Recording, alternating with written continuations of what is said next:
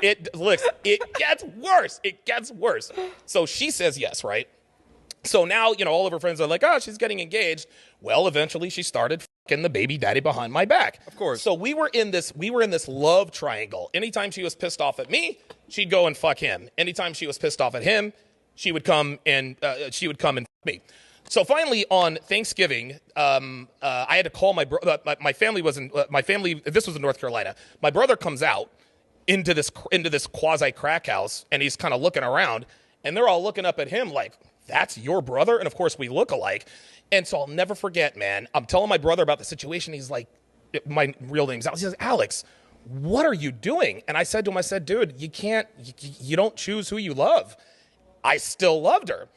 So he drives me back after Thanksgiving dinner. This girl calls me up and tells me that she was now engaged to be married to Ben, right? I'm crushed. I'm heartbroken. I'm crestfallen. I'm doing pills. I'm doing drugs. From the time that you recognized the tattoo and she had a 6-year-old to this time, how long has time progressed? I met her the first day of the second semester, so right in January. So this happened between January. This happened in one calendar year. So I'm telling you, you can't make this stuff up. So now I've lost her forever. So now I'm doing drugs and all this other kind of stuff. During the time I was living at that quasi crack house, they were telling me, yeah, she f***ed this guy, that guy. During the summer, she lost an exorbitant, she was already a small girl. Yeah. She lost an exorbitant amount of weight. I found out that she was shooting heroin all summer long. I had no idea. She kept, dude, it was unbelievable. So anyway, New Year's Day comes around. Oh, wait a minute. Let me back up.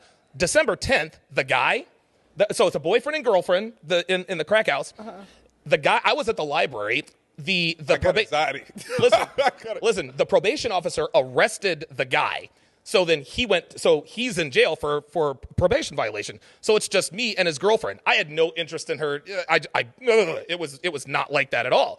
Well, he was feeling some type of way about the fact that I was staying there. So he called his landlord and told him that I was staying there without their permission. New Year's Day, little Jamaican man comes to the door. He points to me. He's like, you don't live here. And if you're not out of here by 9 o'clock the next morning, the sheriff will come and put you out. Called my brother again. I was like, dude, I'm going to be homeless. So he bought me a bus ticket to Atlanta, and I go down to Atlanta where my mother and brother were living and kind of started over then. So I lived in Atlanta for 6 months, decided to move to Vegas. That's a whole big, long story. A couple of months into living in Vegas, I get a phone call from a mutual friend of ours, me and the girls, right? And she's like, you are never going to believe this. I was like, well, what happened? She said, Ben is dead. I was like, this is her husband now, right? The baby daddy. They got married. She says, Ben is dead. Here's what happened. 2 weeks after she married this guy, she started having an affair, right? She started cheating on him. She's a lovely lady. Dude. So the story goes is that he gave her $20 to go out and get Chinese food. She took her daughter with her, goes to the guy's house, calls him up and says, hey, I'm leaving you and I'm going to be here with this guy with the daughter. Of course, he loses his mind. He drives out to the trailer. He starts kicking in the door. The guy on the other side of the door says, if you kick down this door, I am going to shoot you. He kicked down the door and caught a shotgun slug to the chest, done and killed immediately. It gets even worse. They had to put an ankle bracelet on her because they suspect that she might be the shooter, right? Let's back up one more time. And again, this is all relevant. This is when I still had my car. I'm driving to her place from work. I get to her place, and there are 3 cop cars in the driveway. I'm thinking it's because of something that happened next door, because the dude was always beating on his girl, right? That's the kind of place this was. The cops were at her place. She got arrested for possession. The people I was staying with had called the cops and ratted her out. So now she's in jail, right? And of course, I have to save my fair maiden. I called up an old roommate and borrowed $1,350 to bail her out. She gets out, I love you, then goes right back to Ben. So now we fast forward. You said Ben was dead. I backed up. He backed up. Okay. This was before. Oh, okay. So you bailed out. Yep. The young lady who had left you. Yep. To go back, and then when you borrowed the money. It was back and forth. You borrowed the money, so you had to pay back this money to someone else who has nothing to do with the situation. and then she went back straight while she had the tattoo of you on her. Yep. Okay, keep going. I got like 15 questions to ask you when this is. I'm almost done. I'm almost done. So now we fast forward. So Ben is now dead.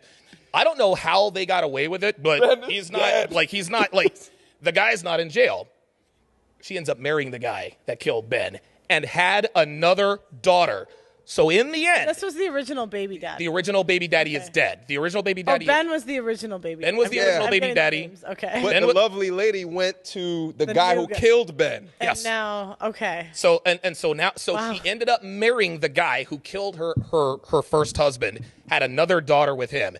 So the father of her first child was killed by the father of her second child. You cannot make this up.